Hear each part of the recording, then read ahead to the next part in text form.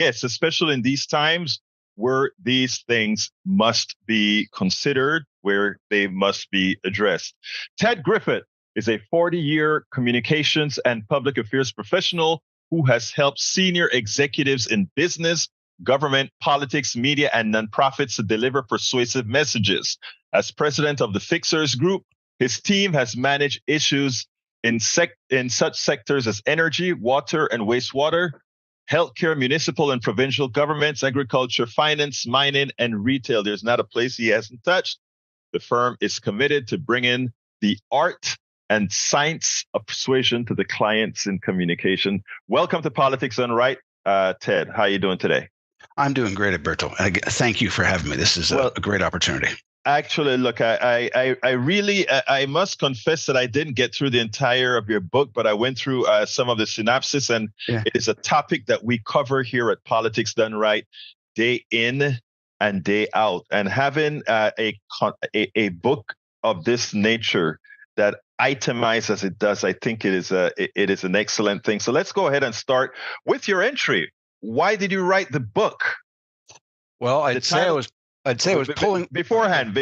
I want to let folks know, and I'm sorry about this. Mm-hmm. The title of the book that Ted wrote is "Arc of Theater of Lies." Correct? Theater of Lies. Theater of Lies. We live in a theater of lies. And isn't that true? You know, as I was doing the research on this book, because as a communicator, I was over the years just frustrated about how people were making decisions based on lies and information, and letting their opinions be based on lies and information. And this is the book I've always wanted to write. I've written a lot over many years, but I just wanted to spend some time and go, and certainly, the COVID pandemic informed part of this is that, people were deciding not to get vaccinated and saying there's, too much personal input in their lives. But this was causing people to die. And so people were making decisions based on lies and misinformation that are actually affecting their health. And I found lots more evidence of that in the process of writing the book. And so I gave it the title Theater of Lies because what I found is that the producers of lies and misinformation use the same tools that producers in Hollywood, television, and theater use. There's a villain. There's a problem that has to be solved. There's barriers to overcome. And the stakes keep rising and rising and rising until nobody else but me or others can fix it. And those are the things that get into our, we're used to those stories and believing them. We go into a theater, we suspend disbelief, we enjoy the show. But it's being all around us now in how people are communicating with us, and they're using those tools to manipulate us. Now, let me first, let's go ahead. You're in Toronto, Canada right now. Yep. And living here in the United States, I know we are pretty close to each other, and we get cross national news, etc. I watch Canadian broadcasting ever so often, etc. But there is a certain cancer that has evolved here in the United States. I don't think you guys have ever seen it in Canada. Enlighten me if I'm wrong. I don't think we've seen it in most countries in the Western world. Well, I would disagree with you there. Thank you. I think that America is certainly can be seen as the crucible of it right now, and maybe the most at stake. I mean, going into the 2024 election, democracy's at stake. I mean, as a Canadian, growing up, and I was around American influences all my life. My father worked for an American corporation, American news, coming across from Buffalo all the time. The thought that democracy is on the ballot in America in 2024 is astounding. But it has come into Canada. It has come into the UK. Look what happened in Brexit, right? Where it was the yes side and the no side there were passing lines back and forth to manipulate people. So no, it's not. I mean, so in other words, you're telling me it's much more prevalent than I would see it. Living in this morass here in the United States, it just seems like it's all encompassing. From your research, I think you're telling me that no, you're seeing this Or you've seen this all over? It's all over the world. Absolutely all over the world. I mean, and one of the problems is you get from the theater of lies to the rule of lies. Mm-hmm. And that's what you've got in China, and you've got in Russia and other areas where... Explain the difference. I think that is a very good concept that you just gave there. The differences that you just pointed, the theater of law, the rule of lies. Well, we live in a theater of lies today. And that is that so much of what we see is a lie or misinformation, and is produced to manipulate us. But when you get into the rule of lies, that means if you challenge the lies, you go to jail. And that's what happens in China. That's what happens in Russia. In Russia, for example, with the Ukrainian invasion, the war in Ukraine, Putin passed a law that said you couldn't use the term war. War. Yes, I remember that. Mm-hmm. Okay. In China, the first doctor that found COVID-19 was put in jail because he talked about it. That's what I call the rule of lies. Okay.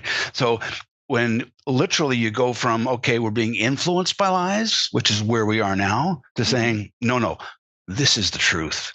This is what you say. And if you don't say that, you go to jail. That's the rule of lies. Now, interestingly, like you said, you're looking in from Canada to the United States, and I think you just said, and I'm going to go back to the tenet of your book in a second, but I want to get this straight. You've seen this migration of this excessive amount of lies and misinformation starting to migrate across the border as well? Absolutely. And it's on both sides of, using an American term, both sides of the aisle, liberals, conservatives, Republicans, Democrats. There's either complete baffle gab. I mean, and George Orwell talked about this, 60 years ago with Politics in the English Language, how, political language is designed to manipulate because it says things that don't mean anything. I can say I'm fighting for democracy. Well, what does that mean? Because democracy means different things to different people.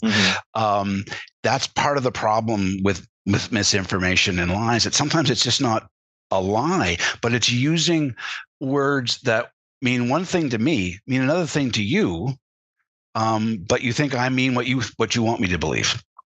That's part of the problem that we're dealing with, is that here we've got a sort of our opposition or prime minister in waiting, he may feel he is, calls Canada broken. Yet every poll, every survey, every study shows Canada among the 1, 2, 3, or 4th best country in the world. Right. Well, if we're broken, we're doing pretty well. Are there things wrong that needs to be fixed? Of course. But that's what lies and misinformation do. They take something and I call it, it's like, this is how hyperbole works, right? I say something's broken. I say things, and if they're broken, they're either broken or fixed. That's binary thinking. And that's what we get a lot of now, a lot more of. And we saw it in COVID-19. We had our own trucker convoy go across the country and surround our Parliament Hill for 3 weeks. I remember that. Yeah. Yeah. That was worldwide news. Based on misinformation of COVID, based on misinformation of even how our political system works. They wanted our governor general to throw the prime minister out, which she actually has no power to do. No, there's no legislative power in the world like that. So in Canada, so lots of lies and misinformation, and a lot of it comes down to, again, it's a signal that you're being lied to, or at very least manipulated, when somebody presents you with binary options. This is right, this is wrong. This is left, this is right. This is vaccines are bad, vaccines are good. Like we need to get into more of understanding and debate, and be able to debate on nuances on in the gray area. And now I'll say it's on both sides of a call this left-right thinking binary, is on the left, if you bring something up, you get into cancel culture. Oh, you can't talk about that. So you get canceled. On the right, you get ostracized and beat up and doxxed, and all sorts of terrible things can happen if you dare to ask the question. To ask the question. It's like, I kind of feel like we live in a world where there's a matriarch or a patriarch sitting at the head of our family dinner table. Actually, I think there is. Actually, I think there is. But before I get into that, because I want to explore these things with you. Okay. But before we get into that, I want to get some of the context of your writing. Yes. Because a lot of how the things that you're talking about, it sounds very American. And in following both Canadian and American news, I wonder about the let's say the symmetry. In other words, it is really, really bad here. The cancel culture, the ostracization, the doxing. I mean, it's very, very bad here. I haven't seen that at least reported in Canada. So I guess I'm asking if is your book, let's say, mostly for this major audience here in America, which I think suffers at this point in our history most of that problem. Well, I go back to the fact that America doesn't suffer most of this problem. It is everywhere. I cite Canadian examples in the book. I cite American examples, British, Australian, Chinese, Russian, Japanese. There are this issue is around the world. Let's not forget that in 1944, Japanese people died for their emperor, because they believed he was a god. Right. Correct. Yes. So that's how we got kamikazes and everything else. Right. Okay. That's a belief in a lie. Very true. Right. Absolute. Where that cost millions of lives. Right. So it's not an American problem. I think Americans have gotten better at it. Mm-hmm. Like there's a line repeated in the book that simply says lies work. And when people think there's a conspiracy theory of people getting together and doing plans, they go, no, they just know that lies work. And in the business world, in marketing and communications, if something works, you repeat it. Why invent something new? Why, if lies are more effective than truth to get people to persuade to do what you want them to do? Why is that? Well, the key that I found is that I put lies and facts in the same bucket. I call them proof points, okay? Because they play on our biases. They play on what I call emotional resonance. So if the speaker, whether it's me or a presidential candidate or a business person is talking, and that what they're talking about resonates with you emotionally, the proof points you use, whether it's lies or misinformation or facts, that it simply confirms the decision you've already made. That's there you go. Key is that we don't use facts to inform us. We use facts and lies to confirm what we already believe. Now, I want to postulate something. Have you ever heard of the Powell memo? Yes. Is that the it's a memorandum written in the 1960s by American justice I think he was the lawyer for the Chamber of Commerce here in America, and he eventually was ascended to the Supreme Court as a Supreme Court justice. But the idea behind this memo was that progressives were taking hold in America. People were getting smarter, wondering why the business world could have so much power based on what the average American citizen does. And the idea was that the schools, the institutions had to be infiltrated to make sure that we didn't turn against business in effect. So it was a pretty long letter that pretty much got implemented in the United States. The formation of the Heritage Foundation, the CAIR Institute, and a lot of these other think tanks that give plausibility to what I think you would justifiably call lies. And I guess what I'm saying, it seemed to have come from you asked why the lies, or I asked why the lies. It seemed to have always come from the corporate perspective. In other words, to use our intrinsic vulnerabilities and otherwise to make their points. Your thoughts on that? Well, it's true. I mean, in the business world, we simply call it market research. What are the points that are going to engage people? And my most simple example is if I am selling home alarm systems, I think I'm going to talk a lot about rising crime rates. Exactly. Okay. I mean, you nailed it. You nailed it. Yeah. So, and they're rising in your neighborhood. So if I'm living in Toronto and I'm trying to sell them in Toronto, I'm going to talk about Toronto statistics going up, and or things that look like Toronto that maybe aren't true. And so it's a long established pattern. There's no question. And I do say because it works, and it's not so bad if somebody's selling home security systems. Mm-hmm. It's not a bad thing to have a home security system. And if I get a little manipulated by thinking crime rates are rising, it's not a crime. Okay.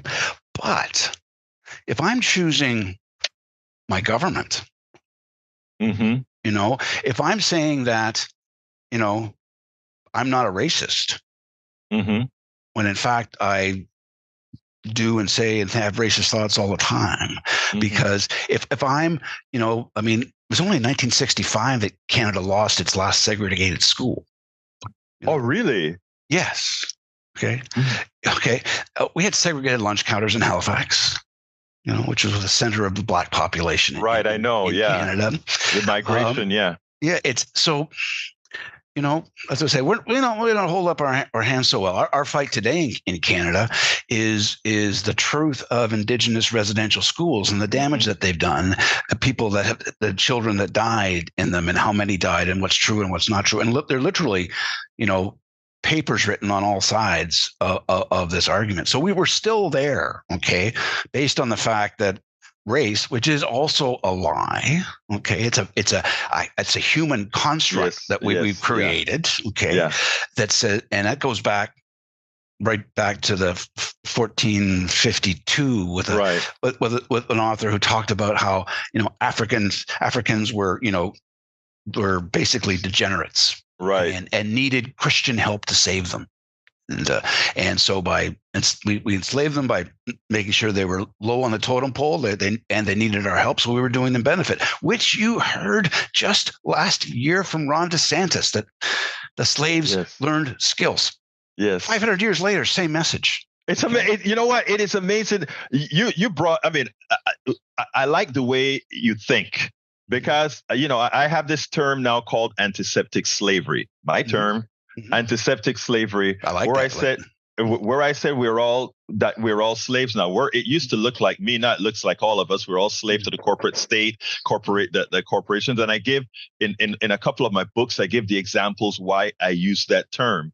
Now, I think in you pointing out and tying DeSantis to a 500-year construct, it's powerful. And I think it's essential that we see these similarities, how it has migrated up the fault. And actually, a book like yours that distributes and exact how lies happens, I think it is what we need right now. So please, thank you for that, because the book has 3 parts to it.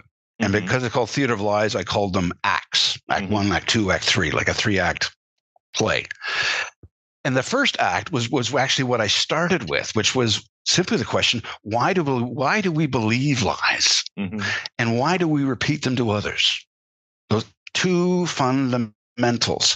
And I go back to the book starts with the first chapter is, in the beginning there were lies. And let's talk about Adam and Eve and the tree of knowledge. Don't eat from the fruit of the tree of knowledge, and the serpent. The devil saying, you should have that apple, Eve. Okay. If there was ever a clearer message that says, don't have knowledge, call something the tree of knowledge and say, don't eat from it. And then if you do, you're cast out. Right. That was the first, I would call it, there's many, many lies in the world beforehand, but that's the one that's written right in the Bible, sort of on page 1. After, in the beginning, then there is this: if you find knowledge, right? If you are curious, right? Remember the other cliche that's out there, which is actually a Shakespearean term: curiosity killed the cat. Yes. All these messages from the Bible to Shakespeare to others, which says, don't ask questions. That's dangerous. Okay. And it's the people in power, or people trying to acquire power, Well, now I've gone past. Don't ask questions. If you ask questions, you're gone. You're out. Mm-hmm. Okay. That's the fracture you're seeing in between the Republicans and Democrats in general in the United States, and the fracture you're seeing in the Republican Party between the MAGA Republicans and the so-called traditional Republicans is how dare can you question these things? But it's because, I mean, I even start with the fundamentals, which are, some people call them benign lies, but I call them they're teaching points. Mm-hmm. I just bring this up that we're all brought up with this fact that, the sun rises in the morning and it sets at night. Okay. We see it every day. It's on our phones. It's on the newscasts. Sun comes up now, sun comes down there. Yes. But that's not actually what happens. Right. It's a rotation of the earth. Yeah. Our position on the earth rotates away towards the sun and then away from it. Okay. Right. Now, I'm not saying that we need to stop saying sunrise and sunset, but it's a teachable moment to say what you are seeing may not be true. Mm-hmm. Because we get this all the time. Well, I saw it for myself. I've been to Africa. I've seen, the slums in Africa, and they're poor and they're starving and they're ignorant. And, why would you want more of them here? I've seen it myself. Well, that's not necessarily true. Okay. Just because you've seen it doesn't make it true. Okay. So another thing that we do is we take a single point of data, even something that I've seen or something that I've read, and we use what I call silly putty logic. Mm-hmm. We take that and we stretch it all the way across. Remember that silly putty toys? Oh, yes. Oh, yeah. So we stretch it to fit a point. And part of that problem is where our traditional media comes in. And that is because what traditional media does is they don't talk data, they talk news. And news is something that's by definition rare. Mm-hmm.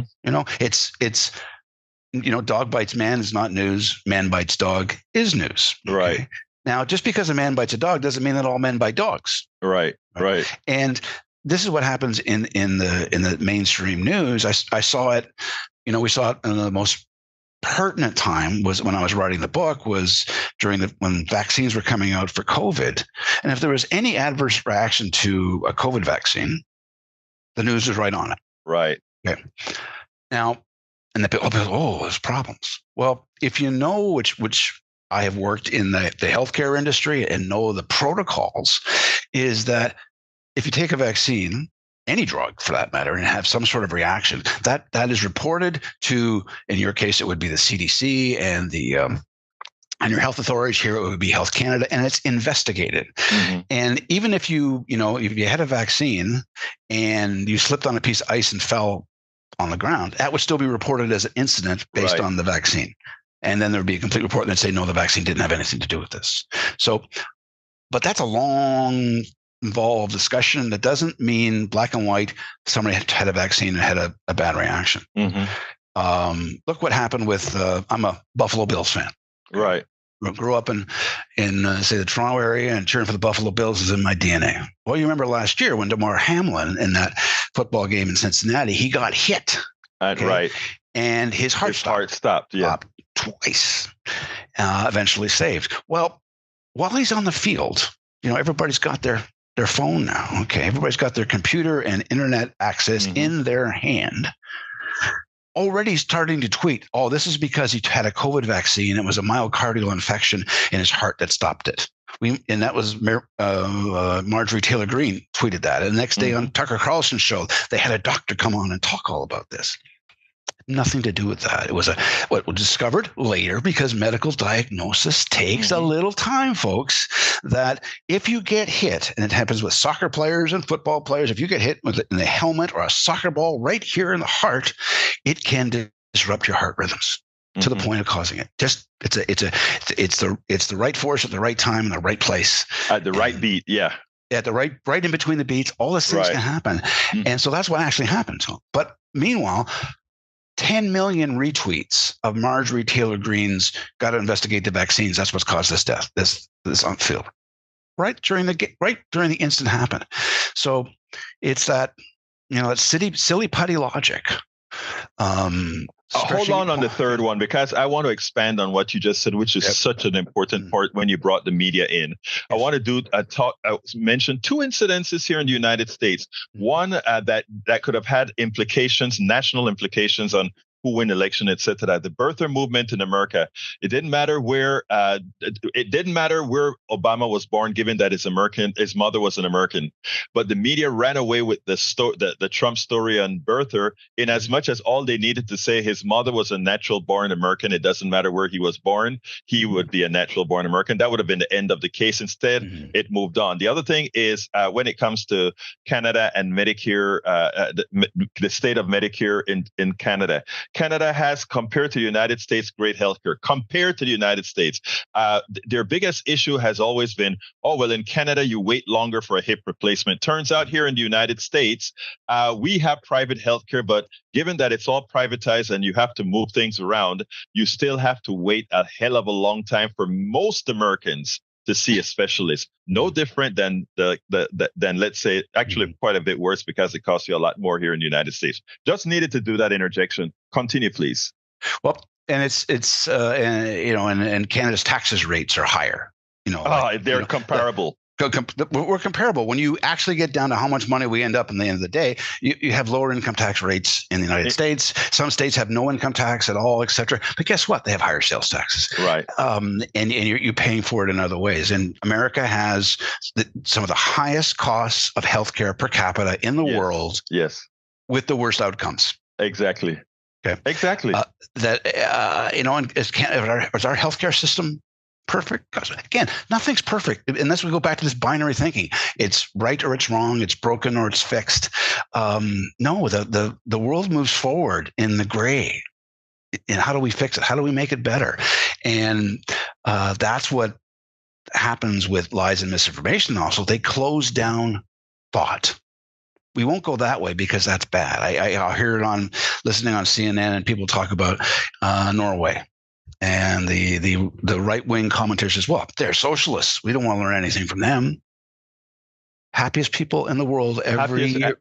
And great healthcare. I mean, there's an American that I interviewed who moved over there, and he moved over there. His son went skiing and broke his neck.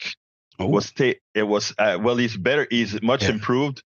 But it was because of the healthcare they had. He never had to worry about losing a job, never had to worry about going bankrupt. They took care of him. They took him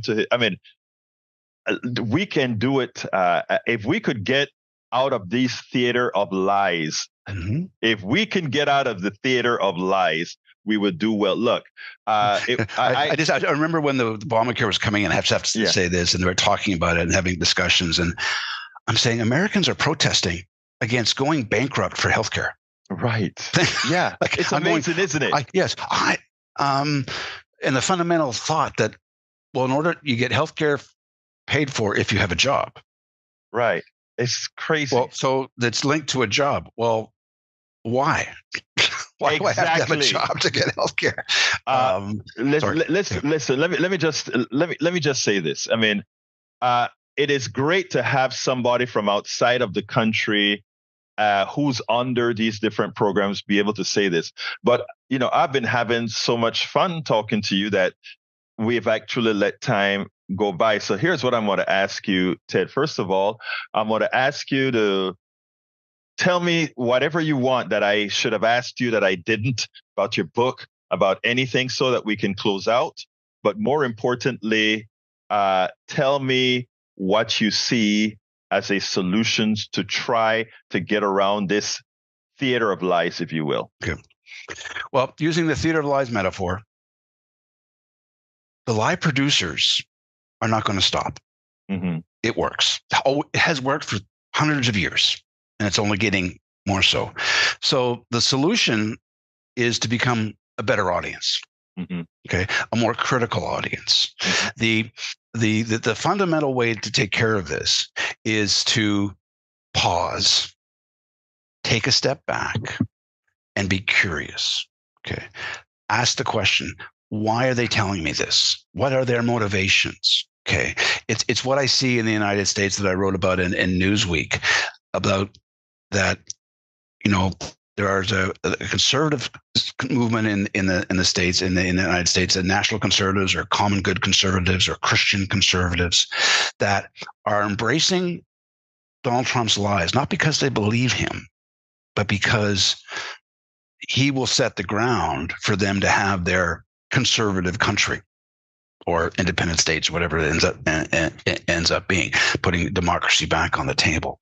That people, you've got to spend time to understand not just that people are lying to you, but understand the why of the lies, because they're done with purpose.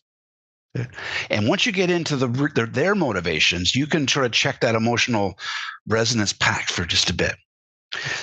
What I ask people to do, I said it's very easy and yet very hard. Number one is park your biases, park your ideologies. Just take them and just park them, put them to the side. Say, don't worry, they're safe. They're still there. They're not running away. You can have them back whenever you want. But just for a second, park them. Okay. Ask yourself the question, what if the other side is right? What do I have to know that maybe the other side of this argument has that I don't know? Okay. Park that for a second, take that pause and be curious. Because between your curiosity and your imagination and that kind of diligence, you become a better audience member. And then you have what I call the third C. First of all, you got to care that you're being lied to. Secondly, you got to be curious. And finally, you have to have the courage to stand up and say, I don't think it's that way, because you're going to get hit hard back. But courage is important. So that's in a couple sentences, what the book is about is to help people, give you the tools, both as individuals, organizations, because there's companies and organizations that are spreading lies and misinformation. They don't even know it because they believe the lies they're telling. Yeah. I'll go back. I don't know how much time I got left, but the chocolate industry. Every chocolate bar you buy now, a mainstream chocolate, says like cocoa for good or sustainable cocoa, all these programs. Well, guess what? The people who are growing the cocoa make $3 a day. Mm-hmm. They can't afford to buy rice from what they sell the cocoa for to feed their families. So, I'm sorry, Nestle and Roundtree and Mars, it's not sustainable. Okay. That's not, you're fooling yourself or you're fooling them. Now they've got a thing called fair trade cocoa, which is higher price, et cetera. We go, well, that's 1% of the market. But so that's an area where I go, that's a problem. They need to tell people that our sustainable cocoa programs aren't working. We need you to help us, consumer, and let's work together to make sure the folks in Guinea who are growing our cocoa can have a good life and educate their children. The point of the matter is you've got to park your biases. Corporations have to look to themselves and say, what misinformation are we putting out there? Let's look at ourselves. And as a society, we have to raise a generation of curious children who are encouraged to have lifelong learning. So our school system is set up to create workers, not create thinkers. Mm-hmm. But here's the problem. I go back just to people who say, well, no, we have to create these workers. When the child going into kindergarten today comes out of high school or, a four-year college, none of us know what the labor environment's going to be and the workforce needs are going to be 13, 15, 16 years from now. None of us know. Let's just go back 16 years.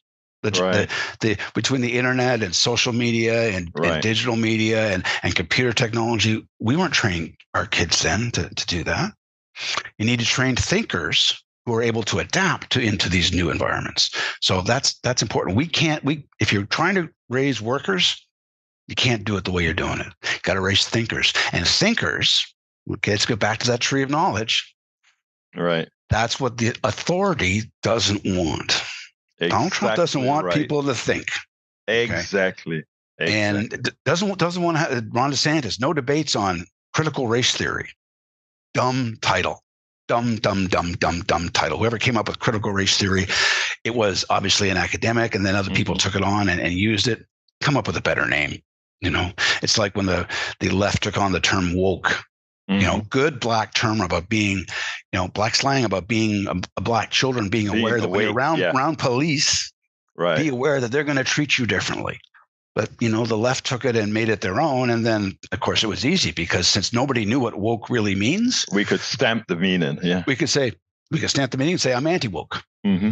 Now it's woke, anti-woke, and nobody knows what any of it means. Okay. Yeah. We get back into labels rather than reality. So that's what education could do, curiosity can do. And I think the last thing is that if somebody ever gives you a term, a word that you don't understand, that you have to look up. First of all, that's good. You're looking it up. You're curious. Yeah.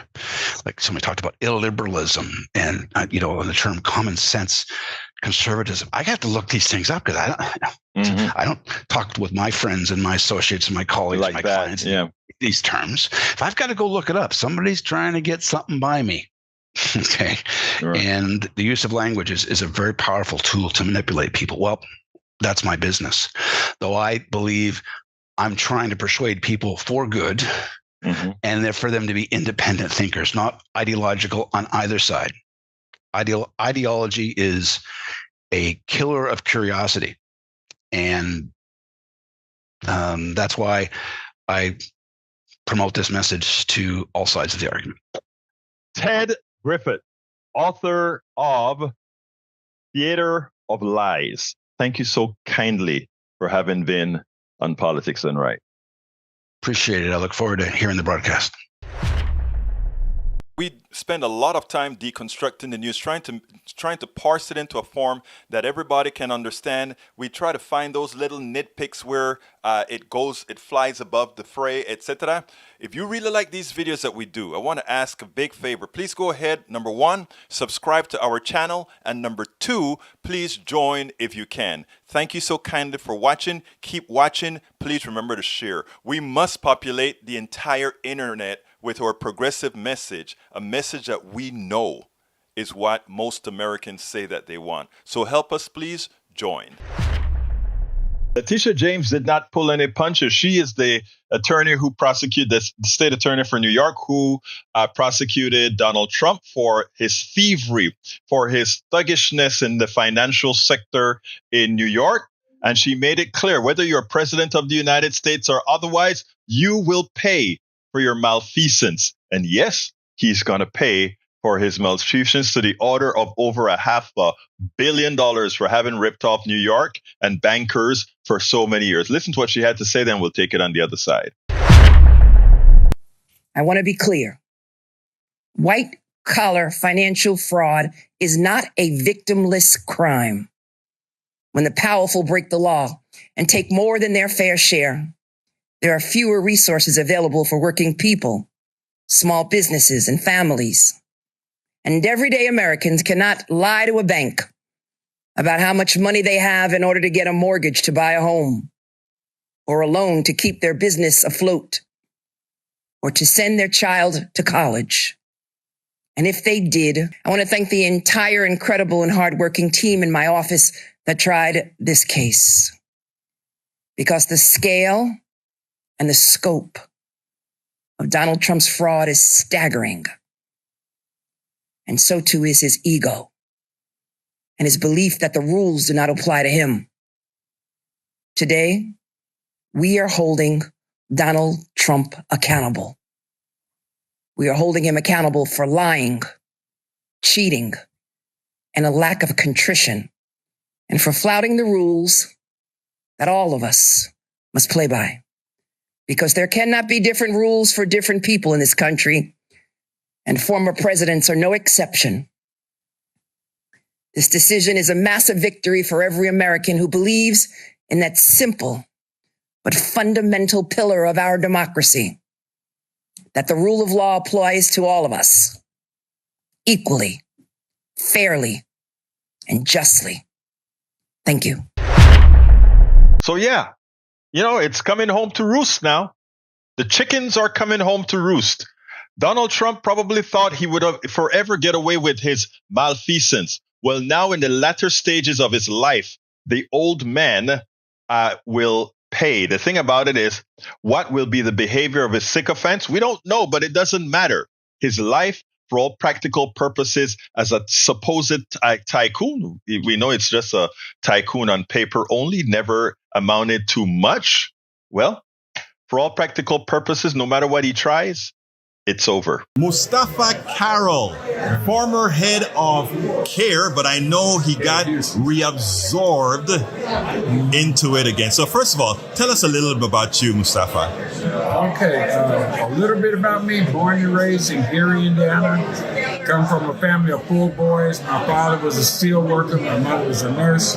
Left Gary after high school, attended Indiana University, where I did my undergraduate work in biology and psychology. Met my wife there. Got married in Indiana over 40 years ago. Had 2 kids in Indiana. Then we moved to Texas, where I was working in healthcare. I was at Gulf Coast Regional Blood Center. I was a director of apheresis on mobiles. Got recruited to work in Dallas. Worked in Dallas for like 17 years, and then got recruited to come back to Houston.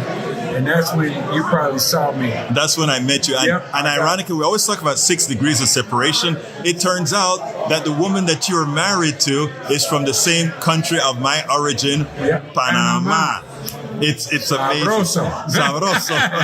There you go. But I love it too. I know, and you love all the good food. Lucky you. And best food. Yes, but here, look, you are the former head of CAIR in Houston. Yeah, what is CAIR? CAIR is the largest Muslim civil rights organization in the country. We protect civil rights for Muslims. We're advocates. We not only engage with Muslims, but we actually, this event here reminds me that we did a lot of immigration work, a lot of social justice, a lot of criminal justice reform. We've been involved in almost every aspect of social justice you can think about. But we're primarily, our goal is to serve as a civil rights advocate for Muslims. And we help them, and we want people to understand the Muslim community. So we help to bridge understanding between communities and with communities. Now, you moved to Dallas a few years ago, right? And you claimed that you were going to be a retired person. Yeah. Turns out it's not quite that way. What has happened?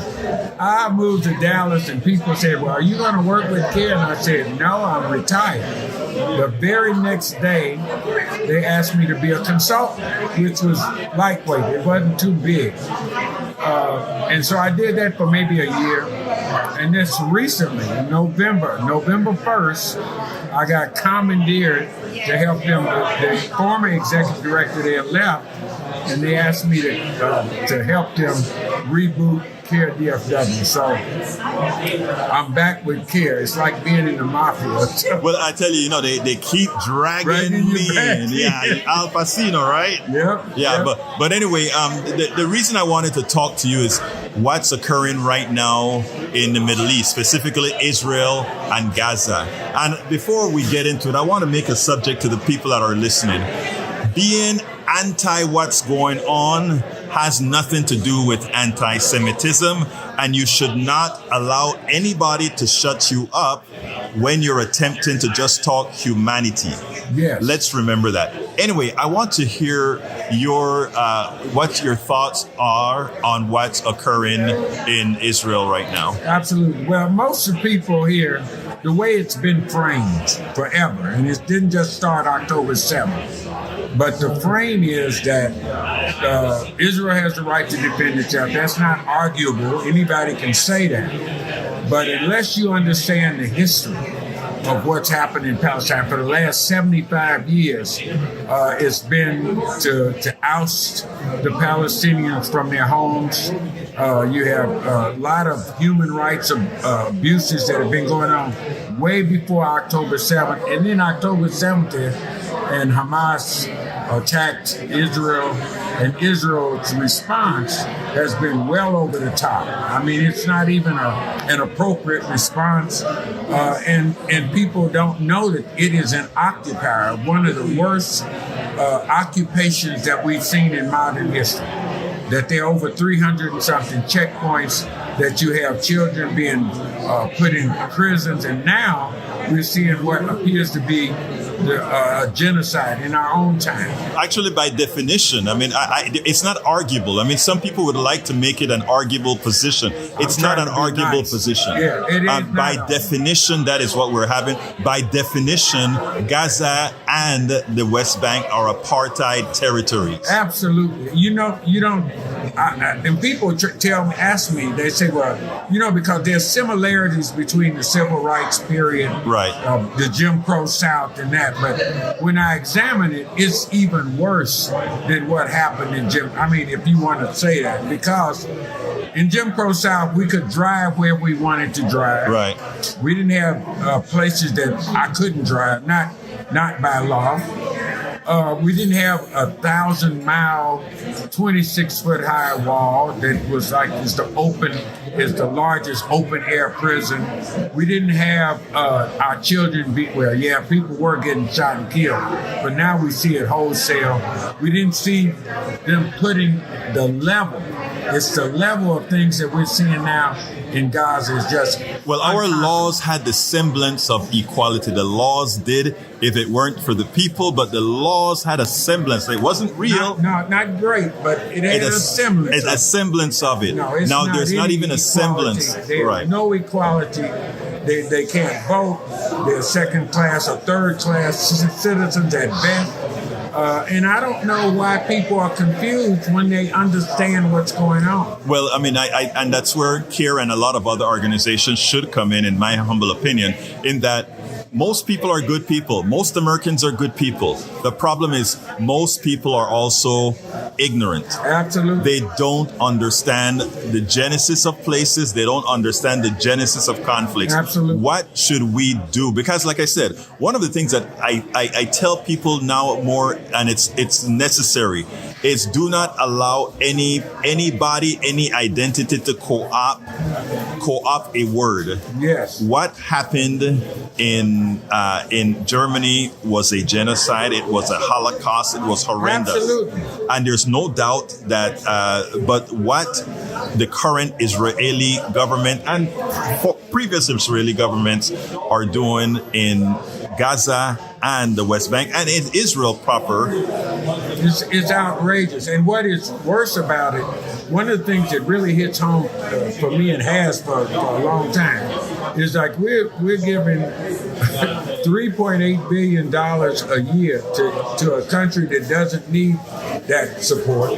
We're giving them all the state-of-the-art weapons. So most of the common folks, when they hear that the way that it's been framed, they think that this is a war of equals. So right. It's not even a war. It's a rout. Right. It's not a war. You got one group got homemade rockets and made of pipes and stuff like that, and the other group has everything that we have. 2,000-pound bombs. 2,000-pound bomb. More bombs being dropped in Gaza now than what was dropped any other place for over a period of years. We're dropping on a place the size of New Jersey. We have to start trying to have folks recognize what humanity is all about again, because I think what happened is when you dehumanize a group, when you oppress that group or apply violence to that group, nobody sees it for what it really is. Yeah. And I think that's one of the things that we have to learn. And one of the things about oppressed peoples is that other folks, I don't know why, but they tend to wonder, can't believe the response. I mean, I remember during the civil rights moment, there was just a period there was a time. They should have known that there was going to be a time that their people were going to resort to violence. I don't know why that's surprising. Well, that's the reason Martin Luther King was successful to some extent, right? Yeah. The fear that eventually the sleeping dog's going to wake up. Yep, and the sleeping dogs woke up. Because let's look at our founding fathers, right? Yeah. Aren't the founding fathers were sleeping dogs that woke up and effected, well, in today's world, would the founding fathers be called terrorists?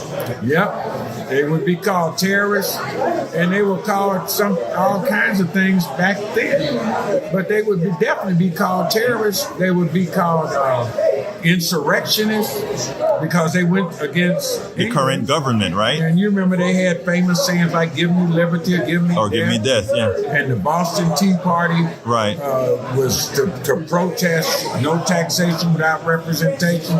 All those things now, historically, people look at and say, "Oh my God, that was so heroic." But it wasn't heroic to the British. Right. It was an insurrection to the British. It was going against the government. You know, those things that we look at now in a different way. So let me ask you, what should we, Mustafaa, be doing? First of all, to educate the people in America to the truth, not the narrative, to the truth.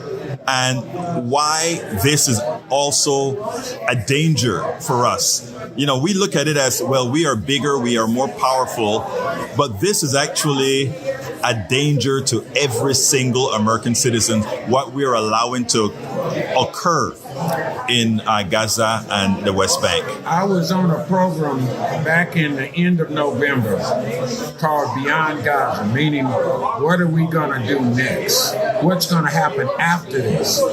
And for our country, look, we are no longer, no longer, and I told them, they asked me, what about our moral compass? I said, we don't have a moral compass.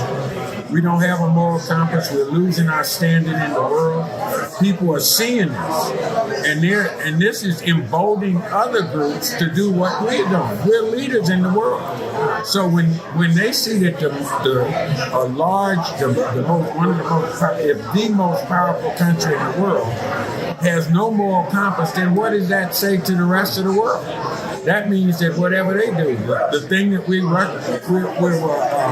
upset about the Russians invading Ukraine, at the very same time that we said that, this thing with Gaza has been going on for centuries, for decades. Been going on for decades, with our blessing, that we are complicit in the murder of over almost close to 30,000 folks. Wantonly, we are complicit. We can no longer say that we are the moral leader of the world. We're not. We haven't been for a good while. And so what we have to do as a community, and this is a long distance race, this is not a sprint.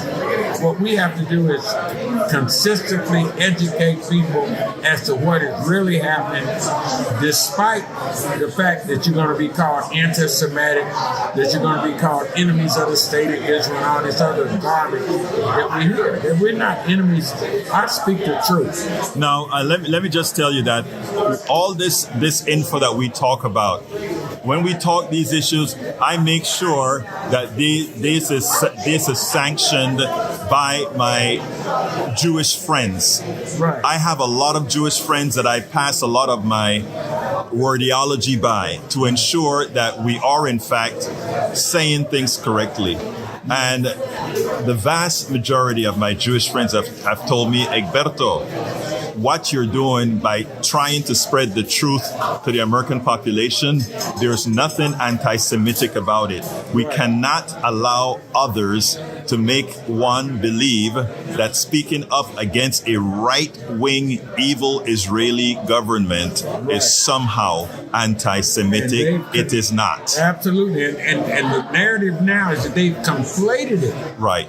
They've conflated anti-Semitism to be anybody who speaks against the state of Israel. Right. And Jewish Voice of Peace was outlawed, and several other Jewish organizations internally, their own people. Right. And let me say this: there are lots and lots of Jewish folks who disagree with what's going on. It's actually a plurality. A large majority. I don't know if it's a majority, but it's a large group of Jewish folks who disagree with what's going on humanitarian basis. It is amazing. There are many coming out and said, oh my God, we were indoctrinated. Yes. That's what they've said. They've said that their leaders have indoctrinated them. Absolutely. And no more. They're the biggest risk to the Jewish people is the current Jewish Israeli government. And it's been going on. The sad thing is, if there's a silver lining behind all this, It's that now the whole world is seeing it. The downside to the silver lining is, look at the price that's being paid. 28,000 and counting. And counting. Now, look at what's happening at home. We have around 3,600 cases, civil rights cases in the last 3 months. We have that many cases because this stuff is getting back home. So people on their jobs are being discriminated against if they say ceasefire, if they say free Palestine, and God forbid that they should say from the river to the sea. I didn't know that had any meaning except free the people in Palestine. But it's deeper than that, because it turns out that the Likud party, that's in their platform. From the river to the sea. In other words, if they believe that phrase really means extermination, yes, that means that's what they stand for. That's what they think it means for them.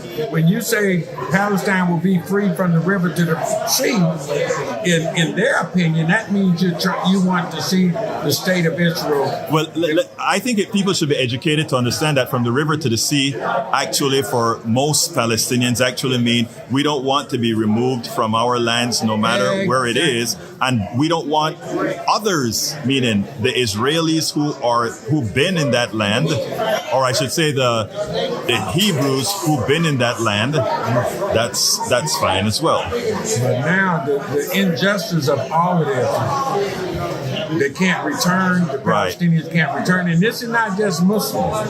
This is some of the earlier opponents of the state of Israel were Palestinian Christians. Right. And those folks cannot return. They're having their homes demolished. Those that aren't demolished, they're confiscating lands, giving it to settlers, people who've never been there before, people coming from New York and Jersey and other places in the world. That they're just, and you got to look at this and understand that there's no intention, in my humble opinion, that the state of Israel wants to see any peace at all. What I see happening is this is the biggest land grab in modern history. And as I was telling people before, there's absolutely nothing that they're doing in the state of Israel that we didn't do here first. Exactly. If you look at our pedigree, what happened in this country, we killed we tried to annihilate all the indigenous people. We took the land, we murdered them, we marched them from Alabama to Oklahoma. The Trail of Tears. Again, when you talk about moral compass, you said we're losing our moral compass. The question is, when did we have a moral compass? We can say we have a moral compass. The moral compass are the individual people in America who have always tried to do good. That's it. The plutocracy in this country has never had a moral compass, and the government was always an ear to a frame of the plutocracy. Absolutely. So anyway, we got to close out here. So give me a quick closer. Do you a quick? I am begging folks to learn as much as you can on both sides of this issue, especially on the Palestinian side, because it hasn't been talked about in the public square. We've only heard one side of it, and the other side, that side has done a magnificent job of shutting down any information on the Palestinian side. And those folks have suffered for over 75 years to 50-year 15-year, I think, blockade of Gaza, no medical support. I just saw a documentary showing the challenges that they have to go through medically. Before October 7th, they had no power, no water, all these things are happening, and now it's what I call white supremacy on steroids. It's white supremacy on steroids. Everything that's happening there has happened here, but now it's happening on steroids there. And we have to pray for everyone. Mustafaa Carroll, thank you so kindly for your frank conversation. We spend a lot of time deconstructing the news, trying to parse it into a form that everybody can understand. We try to find those little nitpicks where it flies above the fray, etc.